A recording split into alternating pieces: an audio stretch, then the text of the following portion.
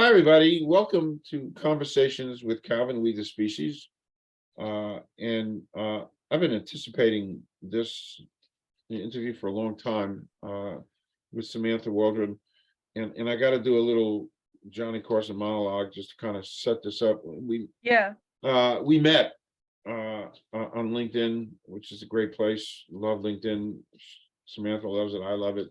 Our other little bridge of commonality is we're both Rutgers, and the other bridge of commonality is the number 1111. You can all digest that. Another bridge of commonality is planet Earth. We kind of like planet Earth, and we want to do things to help it. Samantha's life and career is involved in that. We'll get to that. So this we were actually we've been sitting and chatting here for almost an hour, just because we've chatted, and Samantha is also part of this little group that we created a year and a half ago. She's very much a part of it now, called Climate Optimists, in parenthesis, not everything fine. So there's so many levels of depth and breadth to Samantha Waldron, and we've just redefined her. She's not a Gen Z. I thought she was. She thought she was, but she's a millennial. But what she's accomplished as a millennial in this quarter of a century is beyond the stuff they make movies about. I'm serious. Her commitment to being a humanitarian and to planet Earth and all this stuff, and her exuberance and energy. So this is going to be one great interview that I'm so excited about, Samantha. Me too. Thank you. Wow.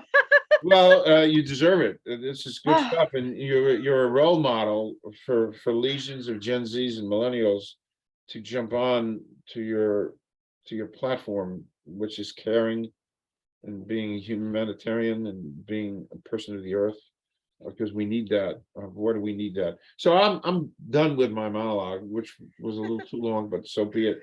Samantha, welcome. And I guess the best way is just start out a little bit where you came from, and we'll go from there. Take it away. Thank you, Calvin. Thank you so much for having me today. I'm so grateful and blessed to be here. So I'm an environmental remediation scientist based in New Jersey, and I'm also a humanitarian into volunteering work, not just in New Jersey, but all over the United States and all over the world. I have connections through Rotary International, which a branch of that is Rotaract. I'm the vice president of the Rotaract Club of New Jersey. And I also do my individual volunteering work through United Way and United Way of North Jersey. My love for the environment, nature, the planet, and volunteering has originated ever since I was a young person. And growing up in a very small town, Layton, New Jersey, very, very remote rural area in Sussex County. In 2000, the census was like 250. But my parents owned a small business. I went to school and I lived in nature. Tons of trees. We lived right along a little river, and I've always felt a connection with the environment around me and how all life is so precious. And the earth is our mother. She takes care of us, but only when we take care of her. So through high school, I volunteered with Interact, and we've done so many different types of projects, from picking up trash alongside the road to providing meals for families in need, to pillowcases for children with cancer in local hospitals. And there's just something about giving to the community, giving the time that I have, the resources I have, and the privileges I have, and sharing with the people around me to help make the world a better place. It just makes me feel good. That's the only reason why I really do it.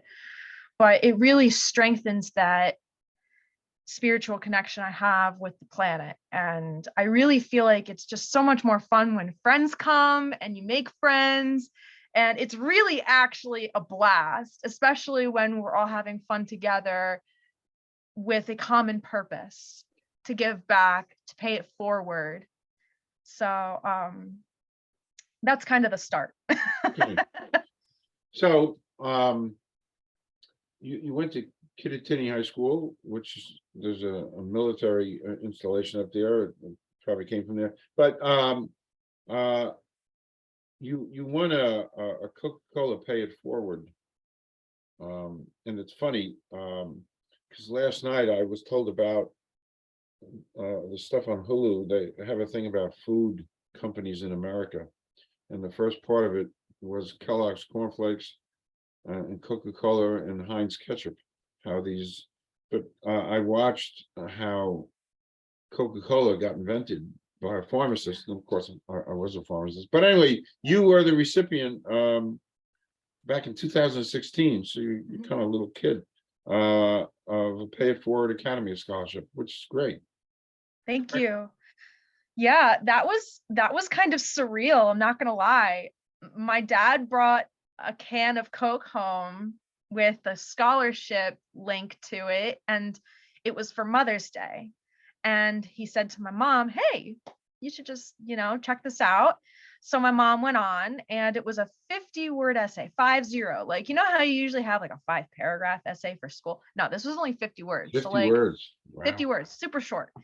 And, that was around the time where I realized, like, I met the horseshoe crabs in Cape May, and I realized how important they were. Their blue blood's been furthering medical research since the 1970s. That really inspired me to go into environmental science at Rutgers. And at that point, I had been volunteering for a couple of years. So thankfully, my parents really believed in me and felt like they needed to at least try. I mean, this is such a big company nationally, and I ended up being one of 50 people to receive the scholarship across the nation. Wow. For $5,000 and a weekend in Atlanta, Georgia, to visit the headquarters, meet the executives, learn about leadership, learn about intersectionality, social issues, and how I can harness my energy, my passion, and put it towards productive use and help make the world a better place. Wow. Wow. Yeah, it happens to be a great company that gives back. Yeah, they're really working on it. They've got a lot of great stuff going on, and they've have long-term prospects to streamline their system and hopefully be more sustainable in the future. Yes, yes. It's quite a story. That I learned about that, and then coincidentally, so you're a millennial. We figured that out. Thought you were Gen Z, but you're a millennial, which means you're over 22. Your emotions and feelings, because it's relatively unusual, I think, for a millennial or Gen Z to get so involved in Mother Earth, and you're so young. So, and you just said, growing up in such a rural place with 250 people in your town. I mean, I got 250 people on my street, so I can't process that. I don't process it because I've always lived urban, basically. But so where does what are your emotions and feelings of being a millennial and climate change and the hope for talk about the origins of these emotions and this powerful force within you, because that's your career path now. Wow, that's a really loaded question. It's Thank a you, loaded Conn. question. I mean, just talk about your emotions and your feelings about your age and you're such a powerful commitment to people and to the planet. Thank you. So where does it come from? I mean, where does it come from? Yeah. If we could bottle this and put it on the shelves of an old-fashioned pharmacy. So every day is an opportunity to make a positive impact. And we're kind of in the middle of a crisis right now. there's some people who are really struggling for some peace. And I have a lot of privileges, and I'm so blessed to have grown up in a natural rural area with people where everyone knows everyone and you feel safe. And I believe I need to make some sacrifices of time and energy to really help make a difference and maybe help some people out. I know I can't do everything, and there's so much. I mean, this is what I wake up with every day. And, what gets me out of bed is the fact that I have a responsibility. I have that, my attitude about making the world a better place comes from accountability to take care of the people around me and the planet. Because every day I'm alive, I breathe clean air, I drink clean water, and I eat healthy food. And these are privileges that I work hard every day, and I should deserve it, but everyone deserves it. Everyone deserves clean water, a clean atmosphere, clean water, clean food, and Mother Earth provides these things to us. And in order for our planet to provide these necessities that we deserve, we have to take accountability to work towards taking care of it and cleaning it, maintaining it, monitoring it. And that's where my responsibility for my job comes in. It's where my passion for my extracurricular volunteering comes in. I'm not paid for volunteering. I drive myself. I buy the plants to plant at the garden, and my friends and I work together to plant the plants and water it and take care of it. So, nothing good comes easy. Everything takes effort, and I have a strong belief that when everyone works together, many hands can make magic when we work as a team. Correct. And it comes in community. And that's where, growing up in a small rural area kind of taught me. I mean, everyone knows everyone, but we also have to work together to make sure we're healthy and that our community works. So I could ramble. Yeah, I know. And I'm listening to you, and I marvel at you, and I'm so glad Oh, thank the you. universe kind of got us together on LinkedIn. But when I was just a couple of years older than you are now, I had a commitment, and I had those ideals. I still do, and I needed to do something for me and to express how I feel about Mother Earth. And I knew enough that the beef industry, would water tons of water to water the grass so a cow can eat that grass, and then they make a Big Mac out of the cow, and the methane goes up there, and tremendous amounts of methane, and the whole. So I made a commitment, just not to eat anything with four legs ever again. And I haven't in 45, 50 years, whatever it is. And that was a powerful move. And I loved corned beef and pastrami and steak, but I won't eat it. And I haven't. So I feel I have, and I had that energy and passion that you have now. And I took it to something that made it work for me. So I'm reading some of your comments here. This is powerful. Humanity is at the last crossroad. Everyone must be involved regularly, locally, nationally, worldwide. That's a powerful message that you're delivering. Thank you. Oh yeah. I'm so excited. You know, unfortunately, climate change is not far away. And this is kind of where I want to get into. Why should people care? Why should I care? Why should anybody care? Anybody who's listening out there, why does this apply to every single person on the planet? Why does everyone have this responsibility? Because climate change isn't far away. It's right now. There are dramatic changes in our meteorology and our average temperature over time. And we've talked about this in our climate change talks, and we can drop the link to that on the video. Yes. But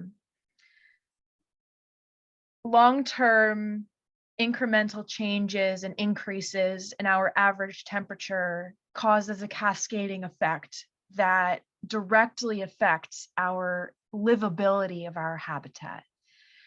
And in order for us to survive, in order for us right now to be healthy, and for us to cope with our living environment, and in order for our children to survive and their children, we need to act right now.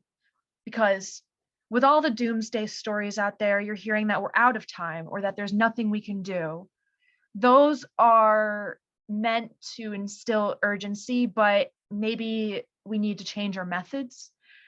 And I'm hoping that me here doing this and my work and our talks here can inspire people to join us, because if we act right now, we might have a shot at a really long, beautiful reign of humanity.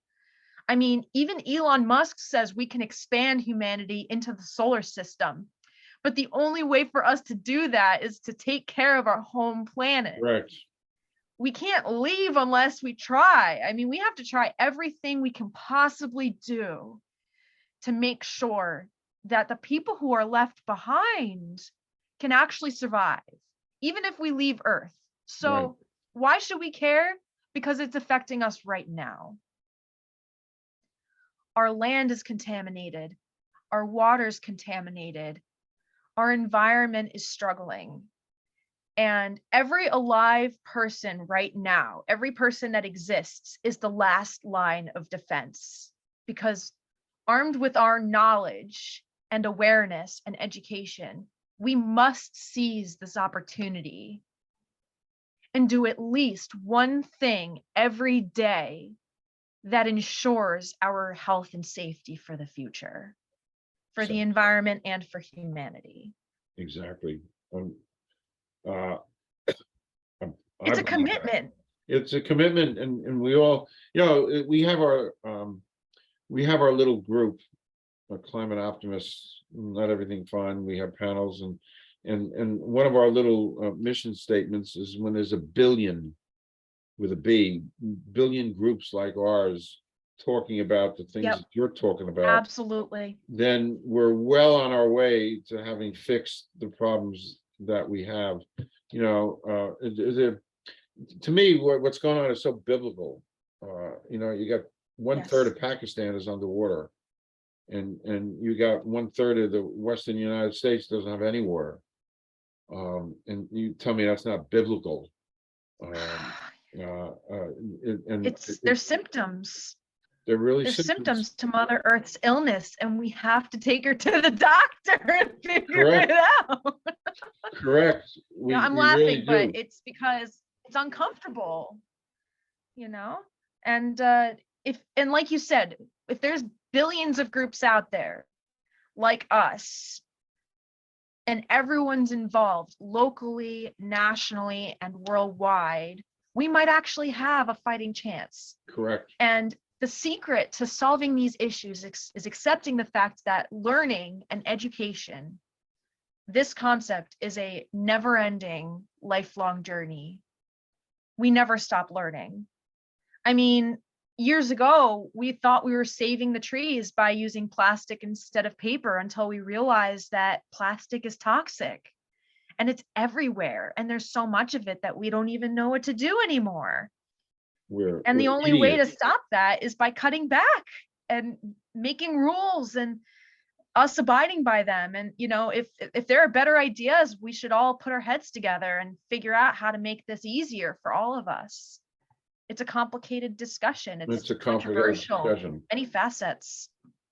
So, Samantha, there was an old TV show in the 50s called This Is Your Life, way before your time, almost before my time. But anyway, so This Is Your Life, we're kind of learning about you. So how about talking about your time at Rutgers and studying biological, environmental and biological sciences. Talk about your time at Rutgers. Uh, Yeah. and Thanks for asking. I love Rutgers. I have a few family members, including my mother, who went to Rutgers, and it's a really great school. And I learned a lot, not just academically, but emotionally, and I learned lessons. And, even with the COVID closure, I mean, I graduated in the class of 2020, and that was, I mean, wow, I came back from Nepal. Okay. So I came back from Nepal and I started my senior year. This was my last semester. And they said, see you in 2 weeks. And then before I knew it, I was schooling from home online, and I graduated on Zoom. wow, wow. And I have my diploma, and now I'm in the workforce for 4 years now, and in my career for 4 years.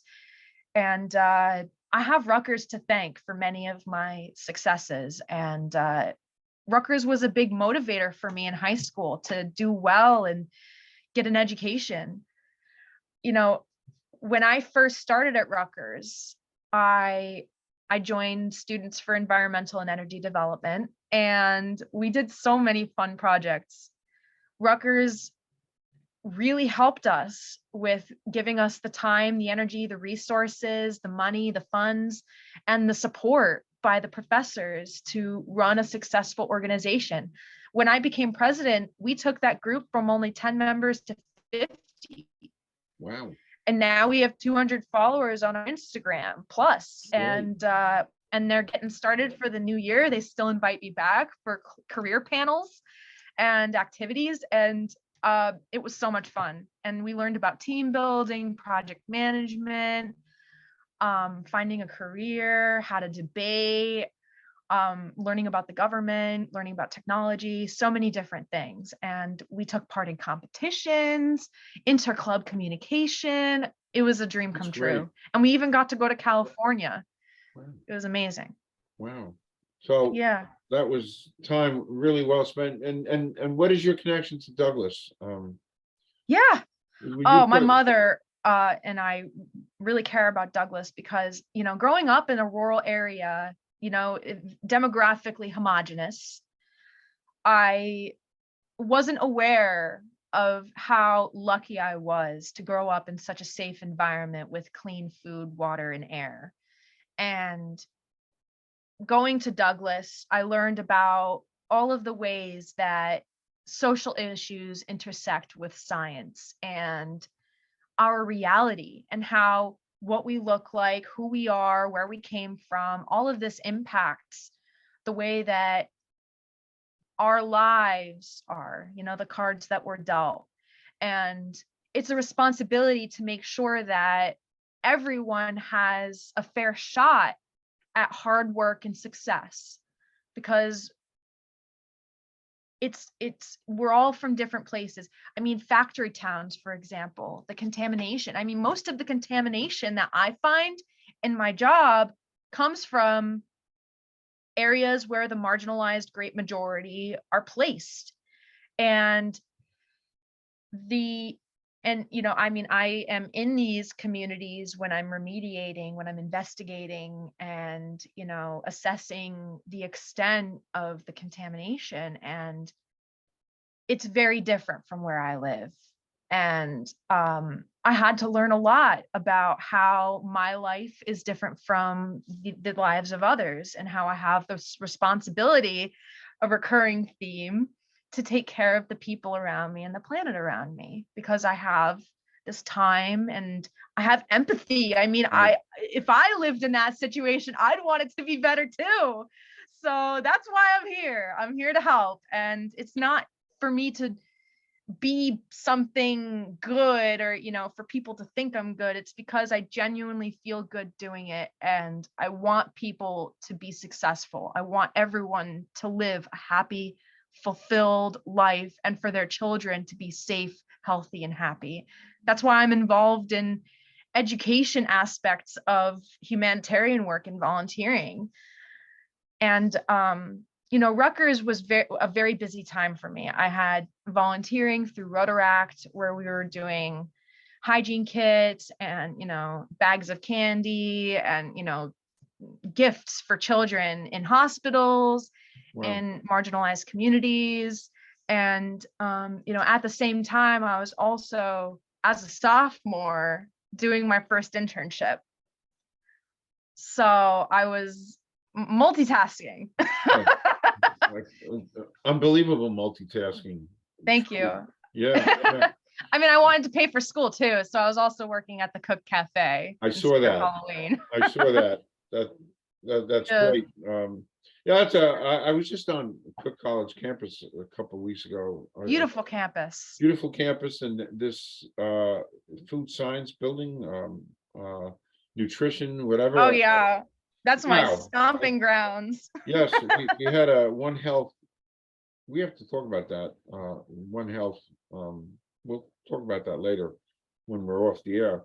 But anyway, I've never. It's a magnificent campus. So, I have this connection to Douglas. I told you about it. I've been to Sacred Path.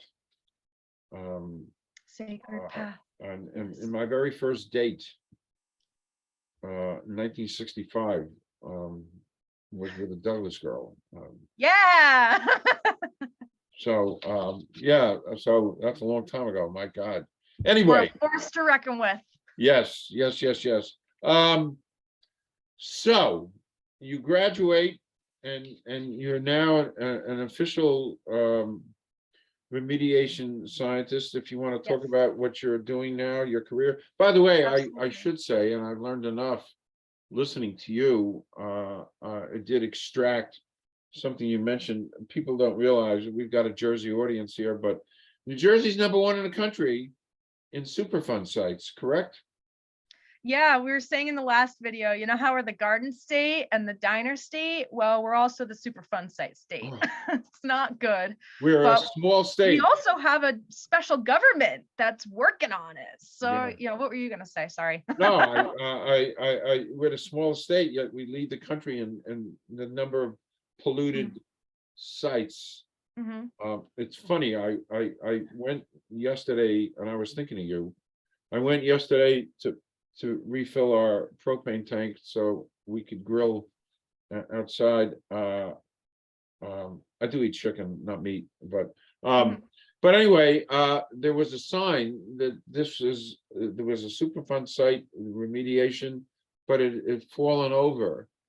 And I don't think and I've been going to this place for years. I don't think anybody does anything. It's just a sign that says this, but it was laying half on the ground. So I don't think anything was ever done there. It's a gas station. Yep. So, but anyway, fortunately, that's like kind of the concentration of what I do at my job. So as a sophomore in college, I earned my first summer internship with ESA, and all of my employment information is on LinkedIn. So there's more details there for us to check out. So I was very privileged to earn this internship. It's a paid position. It was concurrent with Rutgers. So I was able to get credits for writing essays to Rutgers while working at this paid position. And I did a full summer, and then they invited me to stay. Well, I did a summer internship, and then they asked me to stay on full time during the summers and part time during the school year. So I was lucky to be brought on from an environmental intern to an environmental technician. So there I was learning the basics, like a crash course in environmental remediation consulting. And we're a firm. My current place is a firm too. I like this niche of environmental remediation, where we investigate sites of concern. We look for any sensitive receptors, any possibilities of contamination, where it's going, what the geology is like, where the water is, and who's around. Is there drinking water, potable wells, anywhere where people could get sick? And We track the contamination, where it's going, and how to stop it, how to make it better. Some sites feel like they're pretty much impossible to figure out, as they're very, there's industrial sites, there's gas stations, there's even like simple things like car washes. I mean, all of these things, anything with a product that could, soak into the soil might have the potential to hurt people and the environment. And, the environment and people are very connected, because all of the water in an area are connected. It's an aquifer underground. It's an underground river. We talk about this in the climate talk, and I can, talk about it more. But long story short, my mission is to protect human health and the environment by cleaning up the cancer-causing contamination that's getting into our soil, into our crops, and into our drinking water. And I've been doing this since 2018. I was at ESA for 2 years, and then once COVID hit, I was furloughed, and I explored another rigorous field position until I got an offer from AES, my current place, and I've been there ever since. I'm actually really excited because so much amazing stuff's been happening there. It's a small company, but now we have over 100 projects. Wow. My responsibilities are growing. I'm learning about governmental expectations, and through the LSRPA, the Licensed Site Remediation Professional Association, we're also on LinkedIn. We're positively influencing the policies and legislation, as well as networking with other professionals, taking continuing education, and learning about the latest revolutionary technology that helps us clean this stuff up. It's very exciting. It is very exciting. It is. So you do contaminated site remediation.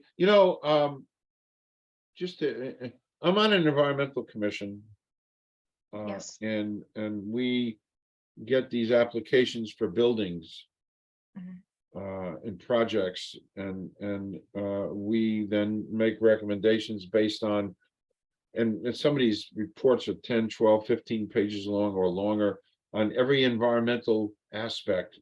It blows me away. I've been doing it for a year. It blows me away, the depth and the detail. It's put together by the lawyers who are working for the people who want to build something.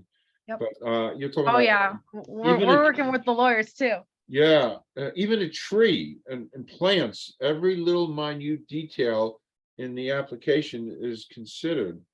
And it's like an oh wow for me, all that goes in to a site to make sure it's up to environmental codes.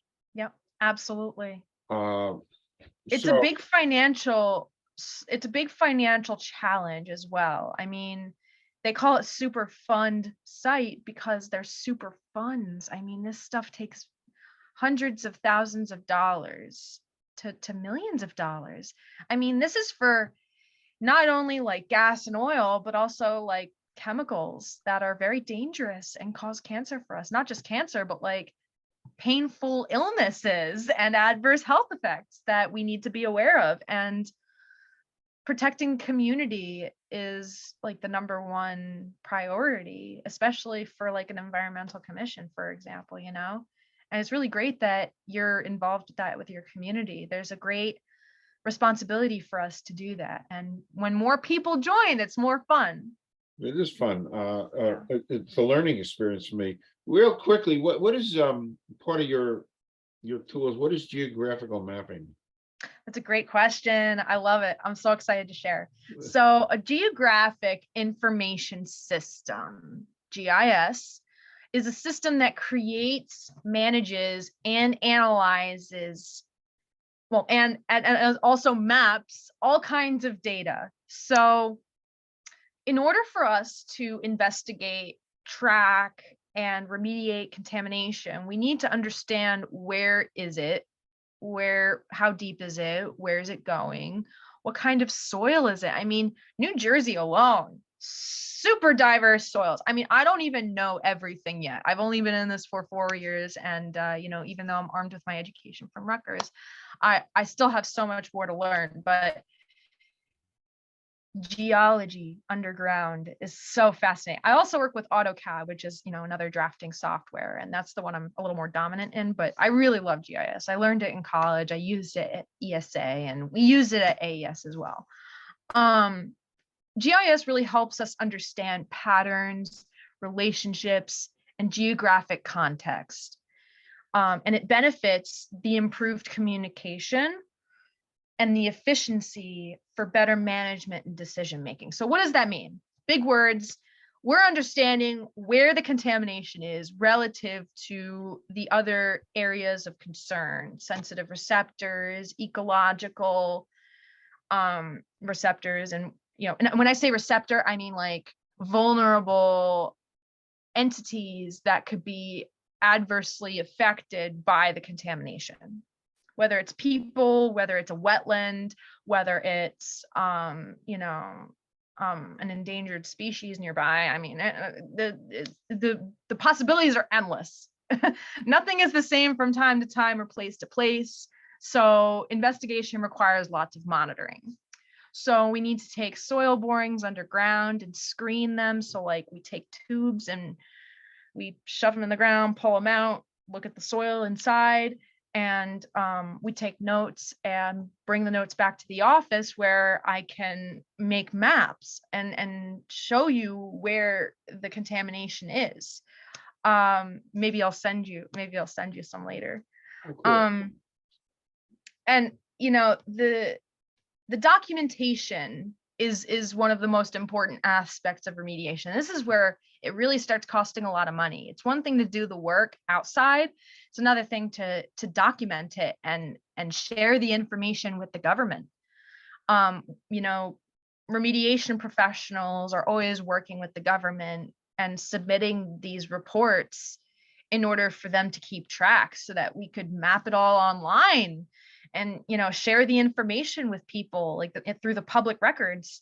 And we want everyone to be educated and aware, because this stuff is stinky, smelly, slimy, it's black when and it's underground when it shouldn't be, it's unnatural, it turns rainbow colors when you have it in water. And you know, it's like when you turn on your faucet and brown stuff comes out and it smells. I mean, that stuff's just not natural. So it's grueling work to clean up, and it is very expensive because it requires so much knowledge. Lots of work with engineers, lawyers, private clients, and owners of the surrounding properties that are indirectly affected by this stuff. And, you know, even the public, you know, we always have people that see we have to tell people through newspapers, through public notifications, and they call us to ask questions. And one of my jobs is to tell them what's up. Wow. Yeah. Wow. There's an interesting, I want to touch base with you on this. Years ago, I discovered I had a deficiency in magnesium. Yeah. So, Oh yeah. And this was a major supplement for me to take. It's a mineral, it's common. So I've been taking magnesium. I discovered this 25 years ago. And magnesium right down to regulating the rhythm of the heart. I mean, this is heavy duty stuff. So as I'm getting to know you, and you kind of energized me to do more research and reading to try to keep up with you, which I'll never be able to. But I discovered I'm here to help. Yes, and you do help. But part of my discovery was that because we've overplanted for hundreds of years, and part of the whole Mother Earth thing is and I read somewhere that some places have maybe 20 or 25 more planting cycles left before the soil is done. It won't give. But there's a so here's the question. There's a loss a noticeable, definable loss of magnesium in our soil because of environmental factors, correct? In other words, maybe I mean, in other words, there's lots of people are magnesium deficient because there's not enough magnesium in our soil, and that's all part of environmental degradation, correct? There's definitely some soil degradation going on Okay, from I mean, some of it's contamination and we can't use it, to our crops being overused in the same area, the same stuff in the same area. do you encounter, I mean, is that part of your, is that part of the work you do? You're going to a place and can you tell people that, the soil here is, we know it's polluted with this, it's that, and you don't have a lot of magnesium in the soil? That's a great question. And it's a great question. I'm very niche and I'm still new, so I still have a lot more to learn. But a little bit of that is determining the health of the soil. I do have connections that we can send soil to, and they'll analyze it and let you know if it's good for growing food or if it's healthy. The largest part of my job is understanding the toxicology of different types of elements and compounds, such as magnesium. I mean, you could have a magnesium deficiency, but then you could also have an overdose. So the basis of toxicology is understanding that it's not always the type of thing that you're absorbing, it's the dosage. Just like water, you could be dehydrated, but you could also be overhydrated. You could also drink too much water. There are different standards for the amount of magnesium or any kind of element. I mostly work with volatile organic compounds, but metals are a very dominant aspect of my work. We have different types of standards for soil, groundwater, drinking water, surface water, air. And I put the numbers in our script. We don't have to reiterate them, but basically the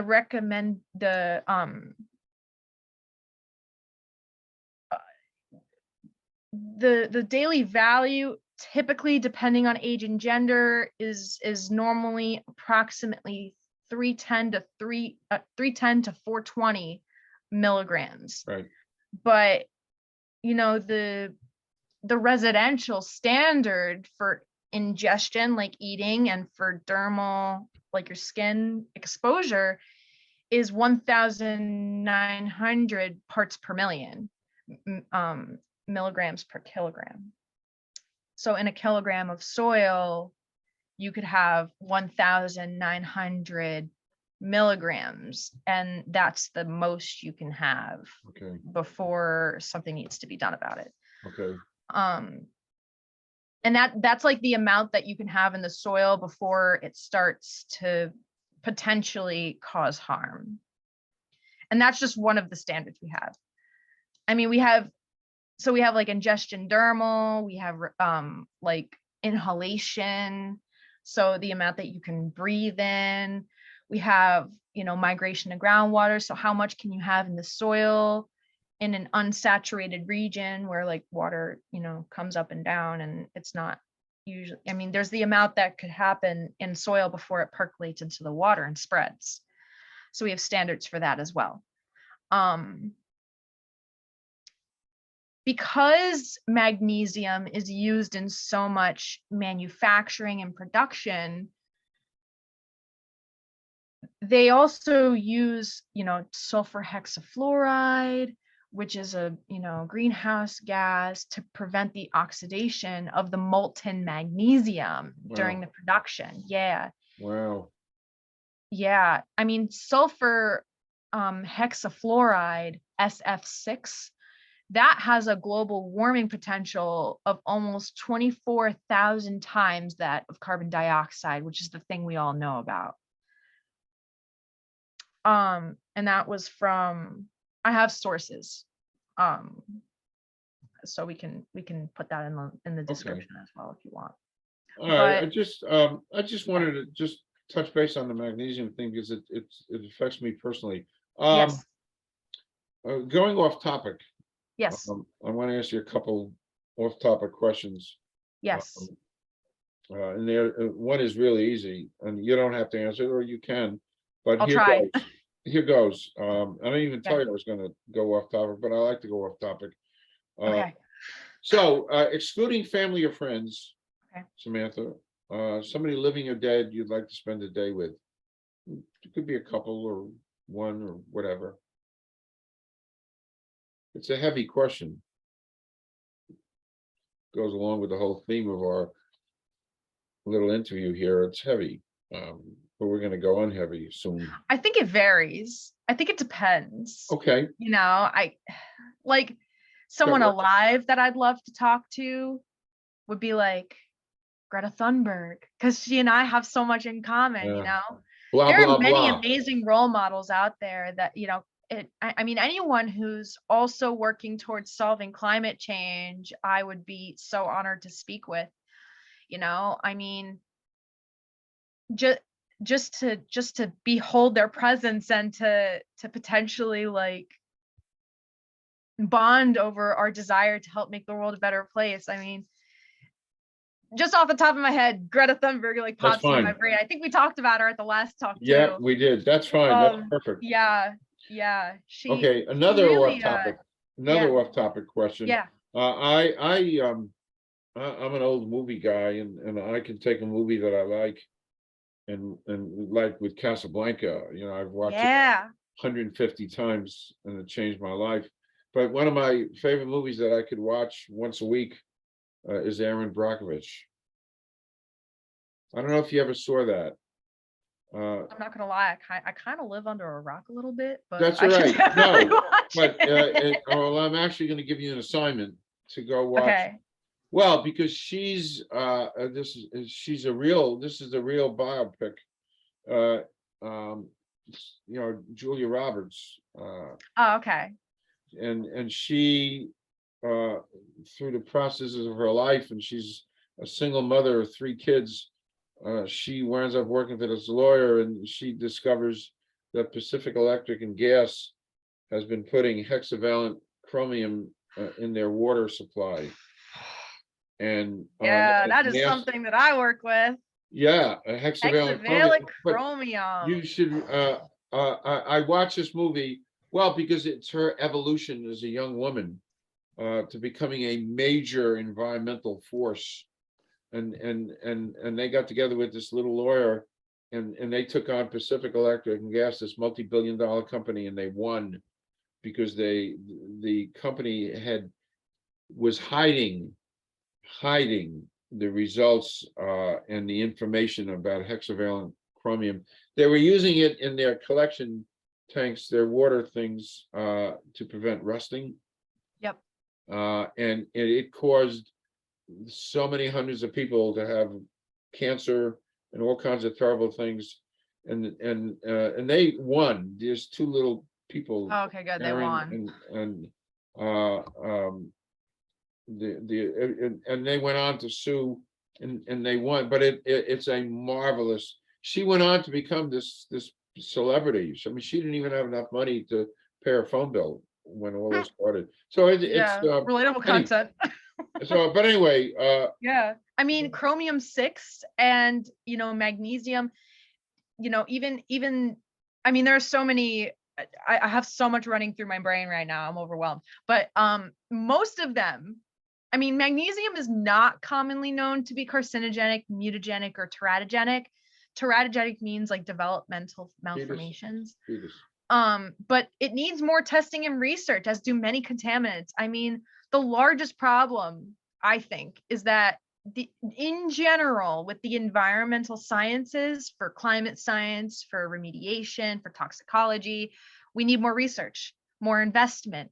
There's a market here, and we don't want to miss this opportunity. I mean, magnesium is not as stringent, but there are so many contaminants out there that, and just to name a few, we've got benzene, we've got toluene, we've got ethylbenzene, we've got xylenes, and that little group there we call BTEX, like, because they come up so often. It's in gasoline.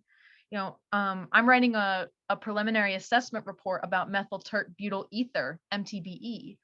We've also got TBA, we've got 2-methylnaphthalene, 1-methylnaphthalene, naphthalene, just a few major ones. Oh, There's wow. so many, and they can really cause, not just cancer, but like for your kids to be missing body parts and to have developmental challenges that could affect them for the rest of their life. I mean, it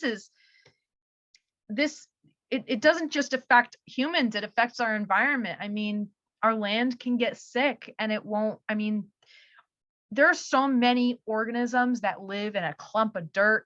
You would have, like, if you have an aggregate, a clump, like when you're digging through dirt and you get these clumps, there's a whole ecosystem in there of microorganisms. It's a little biome, and they're all just going through the little holes and pathways of the dirt, and they live there. And when we keep contaminating it with this stuff, they're not going to be able to keep filtering and absorbing it. It's eventually just gonna die, and we won't be able to grow plants, we won't be able to grow crops, we won't be able to eat.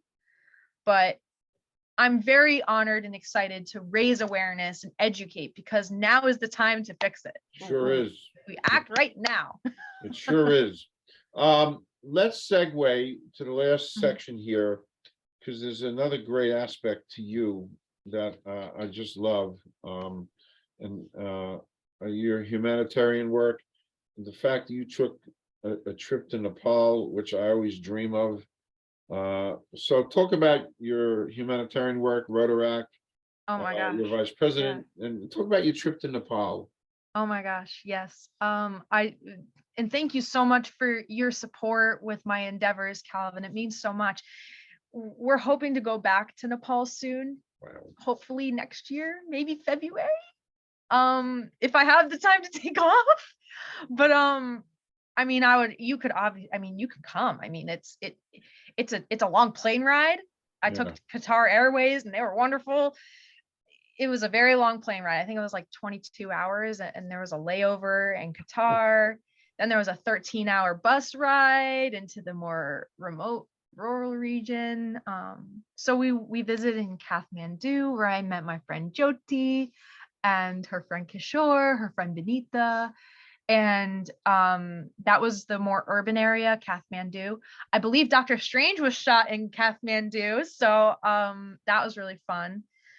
Not while I was there, but still a great movie. But Nepal is working on like this tourism initiative back at the time for Visit Nepal 2020. So I was working with Rotary to work on increasing the tourism, as well as providing school supplies, health supplies like toothpaste, toothbrushes, masks, soap, anything you can think of for the children. And we had a coloring book about inspiration and, letting the kids know that whatever they want to do, they can do it.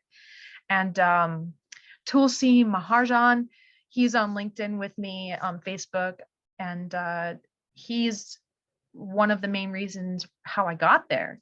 He's really kind, and we still work together on our Rotaract projects. So I helped paint a school, we got the supplies, we were interacting with the children, learning about the culture, the religion, even the architecture of the temples, and the towns and the region, the infrastructure.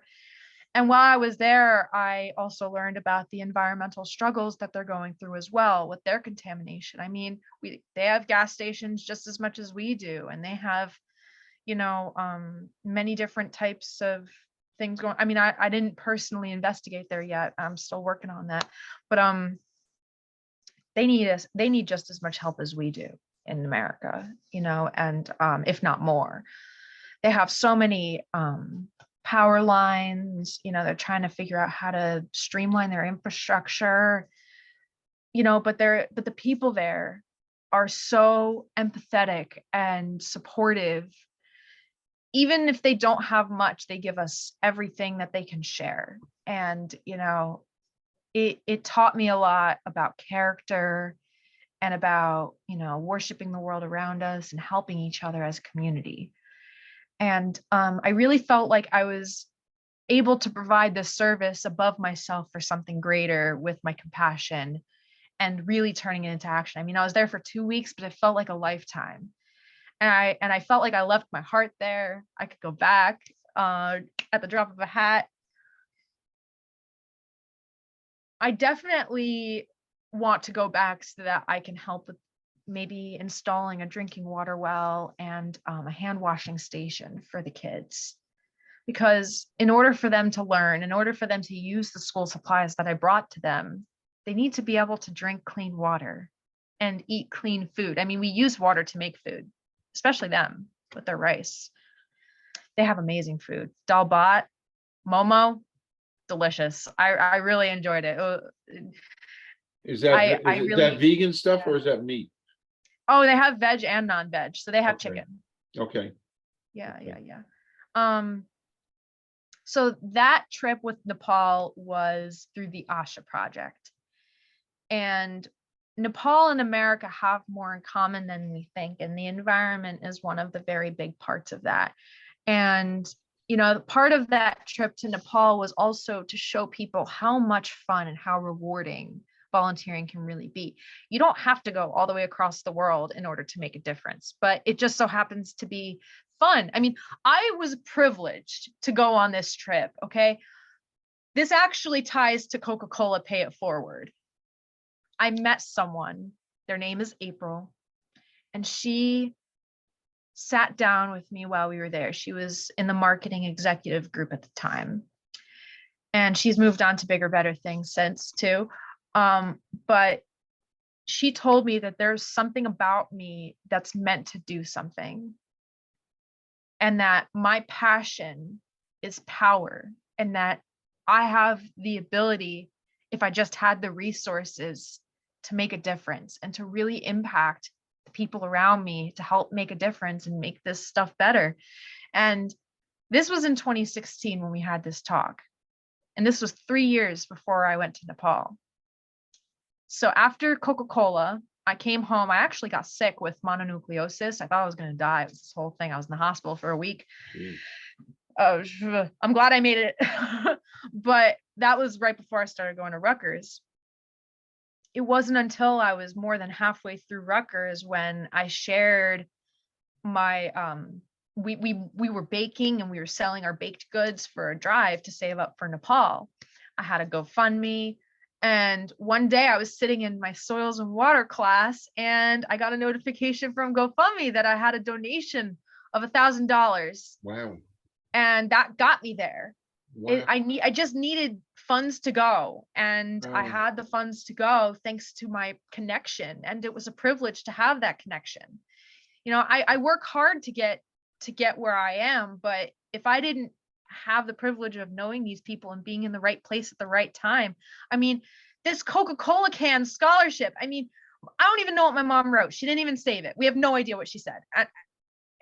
It feels like the luck of the draw, and I just want to make the most of it and show people that we can do this together. I even if it's just one other person with you, you can make magic happen. I mean, just the other day I was in Supi Island with my good friend from Rutgers, Noah, and I would love to have you talk with him about music. He's a musician. And he also has a love for the environment. So we went and filled up 9 bags of trash. Wow. Some needles, some coats that were torn apart. And there's PFAS in clothing. There's PFAS in water resistant clothing. So that was in there. We found lots of bottles, lots of, fast food containers and styrofoam. Oh. And styrofoam is a plastic, and plastic is made of petroleum, and it was degrading into tiny little pieces. Oh, wow. that are We're gonna getting eat into the that soil. at some We're point. gonna eat. We're eating a credit card's worth every week. Correct. Like, People don't realize that. if we're looking for a red flag, that's it. Like, so we picked up tons of styrofoam, tons of bottles, and all sorts of little knickknacks and stuff, and we called. All we had to do was just call the Department of Public Works, and call the police when we find needles and stuff like that, and they take it away for us. I mean, it only took 3 hours. Like, these things don't take that much time. All you need are a couple of garbage bags and some gloves and some closed-toed shoes so you don't step on anything. I've done that a few times. I've gone to Yeah. the beach, Jersey Shore with a Yeah. group. Honestly, just bring a bag whenever you go out. I mean, Correct. when In you the go middle on of a winter. hike, when you go on a nature walk, just bring a bag. Yep, we did that, and I have pictures. It was a bunch of young college kids, and Oh I yeah, was were they picking leading up this trash? little group, and we picked up so much straws and plastic bottles along the Jersey Shore, Belmar. Yeah, I've done that. Yeah. So, I think we're gonna We do could a talk about the wrap. garden too. Oh yeah, we could do a wrap. We can, yeah. I could this has intersect been- the environment with more humanitarian work, like our International Garden of Interfaith Peace. That's next Princeton. Saturday, right? Yes, Saturday, September 24th, 12 p.m. to 3 p.m. at the Buddhist Vihara Temple in Princeton. And we have flyers online. I have it. And I can drop a picture for you in there too. We are intersecting human faith, religion, worshiping the planet, taking care of the planet with native plants from the region, intersecting that with worship, and bringing us all together. And we're raising money to do more volunteering. Great. To help people. That's great. So not only are we enjoying the environment, but we're also worshiping our gods, all of our religions, not just Buddhism, not just Hinduism, but also, Christianity, Catholicism, Judaism, Muslim religion, paganism. I'm a pagan. I worship nature. I worship the earth. Spirituality comes into it. It's who I am. We're connected. We're made of water. The planet's made of water. I mean, just the fact that our little planet is the perfect space from the sun in the perfect spot for us to have hydrogen and oxygen and to make water with that and then to live here. I mean, just the whole idea of us being here is insane. The best part is that it's fun. And we're starting a community composting group at the Vihara Temple in Princeton. It's all there, all in that one little spot. We have food together, we have music, we dance, we have fun. It's engaging, and you can bring people. We can all enjoy this together, and it's this feeling of community and changing the world. And my mission is, and I'm just so grateful because I really didn't think I'd make it this far. I mean, so many people out there are struggling, and I struggle too. I mean, I didn't even think I'd get here. The fact that I'm turning 25 next month, I'm blown away. A quarter of a century. I mean, I'm running out of time. We gotta go. We have to make sacrifices. We're in the middle of this crisis, just like I said in the beginning, where people are really struggling for some peace, and people like me who have the resources, the time, the energy, the empathy, the passion, we need to make sacrifices to do what's right for the climate and the people in our planet, on our planet, and in the streets. The best part is that we're bringing people together and we're having fun, and it's a blessing, and I'm so grateful. Thank you so much for having me here today, Calvin. It's such an honor to talk to you and to listen to you and to have this relationship. And Rutgers and LinkedIn brought us together. This has been great. You're great. You're part of our climate group. We've got so many little particulates of commonality. And I can't thank you enough. And I really am grateful, having met you, because Thank you. uh, Likewise. we share so many. And I'm 3/4 of a century, you're 1/4 of a century, and so that's a great, it's kind of a dichotomy, Yeah. different ends of the spectrum, yet we share so much of the same values. So this has been great, and I look forward to promoting this. And I'm officially inviting you back. You can come back in any shape, way, or form, content-wise, panels, groups of people. I'm just so open to anything you bring here, Samantha, because you are the personification of exuberance. So it's a great way to end this. Thank you, thank you, thank you, and to be continued. To be continued. Thank you, Absolutely. Samantha. Thank you.